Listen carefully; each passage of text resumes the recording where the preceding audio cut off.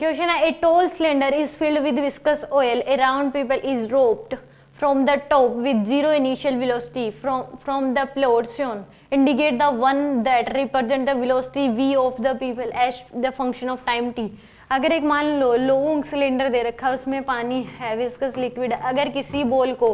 Initial velocity क्या है 0, उस बॉल की इनिशियल वेलोसिटी क्या है 0, तो उस केस में नीचे इस केस में इसकी वेलोसिटी बढ़ती है बढ़ती है बढ़ती है, इसके ऊपर कितने फोर्स लगते हैं, लिक्विड में अगर होगी तो नीचे क्या लगेगा mg लगेगा, ऊपर एक क्या लगेगा इस केस में एफ और एक लगेगा इस पे ड्रैग फोर्स यानी कि 6 पाई नीटा आर वी। तो यहाँ पे एफ और एम जी क्या है, दोनों कांस्टेंट है, एफ और एम जी दोनों क्या है यहाँ पे कांस्टेंट है,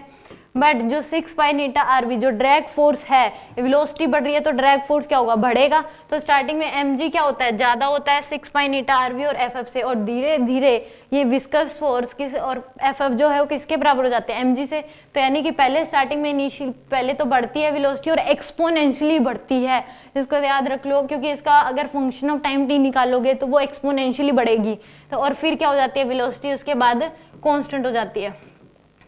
फिर वो कांस्टेंट वेलोसिटी से मूव करती है। तो यानी कि फर्स्ट केस में तो बढ़ ही रही है हमेशा, बट ऐसा नहीं होता, किसी अगर बहुत ज्यादा हाइट से अगर आप उसको छोड़ोगे या फिर बहुत गहरा कुआं है, अगर आप बॉल को छोड़ोगे इनिशियल वेलोसिटी 0, तो पहले उसकी वेलोसिटी बढ़ेगी, एक्सपोनेंशियली बढ़ती है, इंक्रीज एक्सपोनेंशियली, और उसके बाद फिर क्या हो जाती है, एक टाइम पे कांस्टेंट हो जाती है, क्योंकि F drag force plus F और नीचे एम जी दोनों क्या होते हैं, F plus drag force equal to क्या हो जाता है एम जी के, फिर वेलोसिटी क्या होती है उसकी कांस्टेंट। तो इसमें बढ़ ही रही है तो यह गलत हो गया,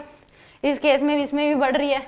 इस केस में पहले बढ़ी और फिर कांस्टेंट होगी, बट इसमें लीनियरली बढ़ रही है, बट बढ़ती क्या है एक्सपोनेंशियली और फिर क्या हो जाती है कांस्टेंट। तो इस केस में आंसर आएगा fourth, linearly increase, exponentially increase होती है ना कि लीनियरली, तो आंसर फोर्थ आएगा। अगर पूछ ले तो फर्स्ट इंक्रीज होती है, एक्सपोनेंशियली इंक्रीज होती है और फिर एक टाइम के बाद क्या हो जाती है कांस्टेंट, उस वेलोसिटी को टर्मिनल वेलोसिटी बोलते हैं, और उसका फॉर्मूला होता है 2/9 r²g डिवाइड बाय में नीटा rho S minus rho L,